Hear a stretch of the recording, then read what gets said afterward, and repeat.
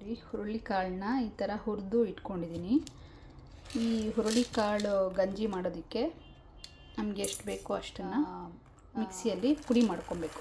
ಪುಡಿ ಮಾಡಿಕೊಂಡು ಗಂಜಿ ಮಾಡೋದು ತೋರಿಸ್ತೀನಿ ನಿಮಗೆ. ನೋಡಿ, ಈ ಥರ ನುಣ್ಣಗೆ ಪುಡಿ ಮಾಡ್ಕೊಬೇಕು. ಈಗ ಇದನ್ನು ಒಂದು ಪಾತ್ರೆಗೆ ಹಾಕ್ಕೊಳ್ಳೋಣ. ನೋಡಿ, ಇದು ಪಾತ್ರೆಗೆ ಹಾಕ್ಕೊಂಡಿದ್ದೀನಿ.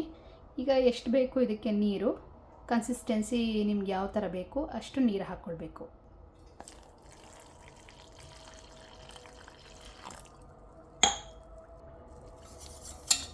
ಮಿಕ್ಸರಲ್ಲಿ ಚೆನ್ನಾಗಿ ಈ ಥರ ಮಿಕ್ಸ್ ಮಾಡ್ಕೊಳ್ಳೋಣ.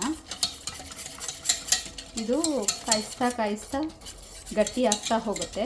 ಅದಕ್ಕೆ ನೀವು ನೀರನ್ನು ನೋಡಿಕೊಂಡು ನಿಮ್ಗೆ ಯಾವ ರೀತಿ ಕನ್ಸಿಸ್ಟೆನ್ಸಿ ಬೇಕೋ ಅಷ್ಟು ನೀರನ್ನು ಹಾಕ್ಕೊಳ್ಬಹುದು. ಗಟ್ಟಿ ಆದಮೇಲೂ ಕೂಡ ನೀವು ಸ್ವಲ್ಪನೇ ನೀರನ್ನು ಹಾಕ್ಕೊಂಡು ಅಡ್ಜಸ್ಟ್ ಮಾಡ್ಕೋಬಹುದು. ಬನ್ನಿ, ಈಗ ಇದನ್ನು ಗ್ಯಾಸ್ ಮೇಲೆ ಇಡೋಣ. ಇನ್ನೂ ಸ್ವಲ್ಪ ನೀರು ಹಾಕಬೇಕು ಅಂತ ಅನಿಸ್ತು, ಸೊ ಹಾಕ್ತಾಯಿದ್ದೀನಿ. ಒಂದು ಸೌಟಲ್ಲಾದರೂ ಈ ಥರ ತಿರುಗಿಸ್ತಾ ಇರಬಹುದು. ನಾನು ಈ ವಿಸ್ಕರಲ್ಲೇ ಸ್ಟರ್ ಮಾಡ್ತಾಯಿದ್ದೀನಿ.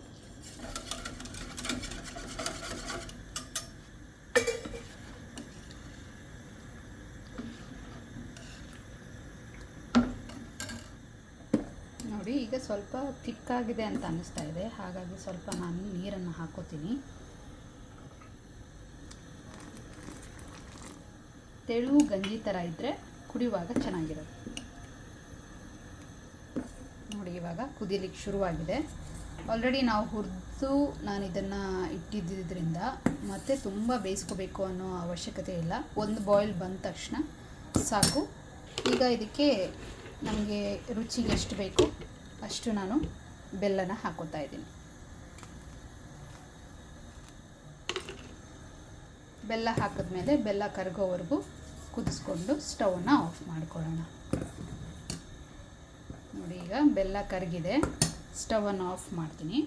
ಕೊನೆಯದಾಗಿ ಇದಕ್ಕೆ ಒಂದು 2 ಚಿಟಿಕೆ ಆಗುವಷ್ಟು ಏಲಕ್ಕಿ ಪುಡಿನ ಹಾಕ್ಕೊಂಡ್ರೆ ನಮ್ಮ ಹುರುಳಿಕಾಳು ಗಂಜಿ ಸವಿಯೋದಕ್ಕೆ ಸಿದ್ಧವಾಗುತ್ತೆ.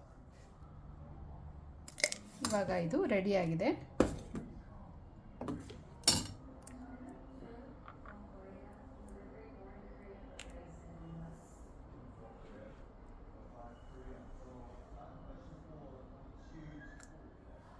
ತುಂಬ ಹೆಲ್ದಿಯಾಗಿರುವ ಹುರುಳಿಕಾಳು ಗಂಜಿ ರೆಡಿ.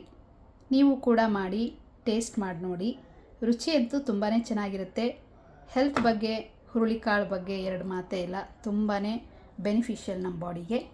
ನೀವು ಮಾಡಿ ನೋಡಿ. ಹೀಗೆ ನನ್ನ ವಿಡಿಯೋಗಳನ್ನ ನೋಡಿ ಸಪೋರ್ಟ್ ಮಾಡ್ತಾಯಿರಿ. ಮುಂದಿನ ವಿಡಿಯೋದೊಂದಿಗೆ ಮತ್ತೆ ಬರ್ತೀನಿ. ನಮಸ್ಕಾರಗಳು.